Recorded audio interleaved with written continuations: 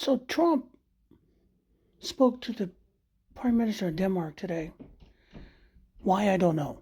Well, we do know, because he was trying to manhandling him into giving him Greenland. And the Prime Minister says it's not for sale. No. I mean, no. And apparently, according to other EU officials that were near the phone, heard the phone call, said Trump went all psycho and threatened him with terrorists and everything. And maybe even military. They didn't get that far, but I'm not surprised if we didn't go there. This is what's going to happen, everybody. Everybody knows that the Democrats are useless. They're still wanting a message. Hell, they let Pete Hegseth become Secretary of Defense without blocking it. They could have blocked it, but they didn't want to. No, they want to do bipartisan. They're not saying a word about the immigration crackdown going down, which is literally the Gestapo on the move. They went to a fucking school today in Chicago, elementary school. When they drag out 9-year-olds, arrest them. I mean, they're profiling Native Americans in Arizona, arresting them. A couple of them, American citizen in New Jersey, a vet, was arrested by ICE. But not one word from Democrats. Not one fucking word. Nothing about it. No, they're looking for their message. I'll tell you what's going to happen now. Trump has pissed off the entire world. The world is tired of him. They knew his act from before. Now he's just coming out going, I'm the man. I rule all of you. And the rest of the world is going, no. He thinks he's going to invade Mexico. I'll be honest. You invade Mexico, there are going to be a lot of dead American soldiers in the desert. They're not going to play. No.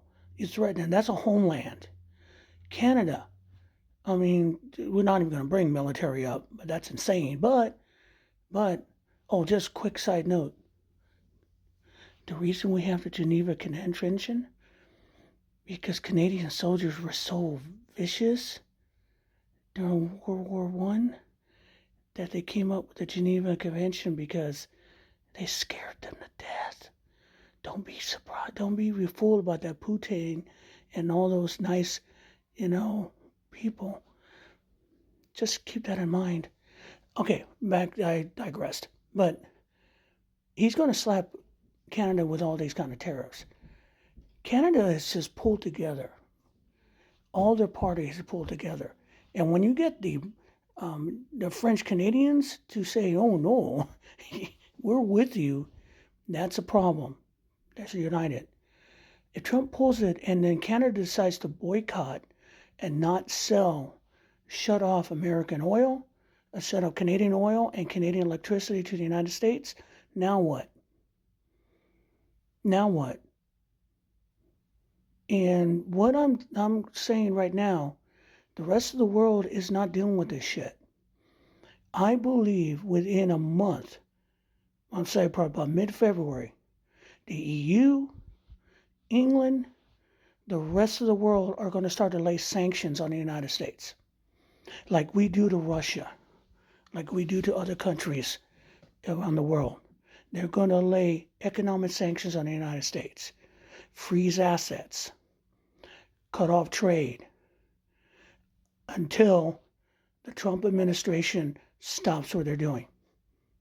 Now, Trump may threaten them with, nuclear weapons? But I believe that the only way we're going to break the Trump hold on the United States right now is if the world goes, it's our turn to sanction you, because the United States is a danger to the rest of the world. Truth, tell me I'm wrong, but if that happens, it might be our opportunity to move in and get rid of him and get rid of the Republican Party and rebuild the country. Because the only thing that might be the only way of doing it. Just keep that in mind.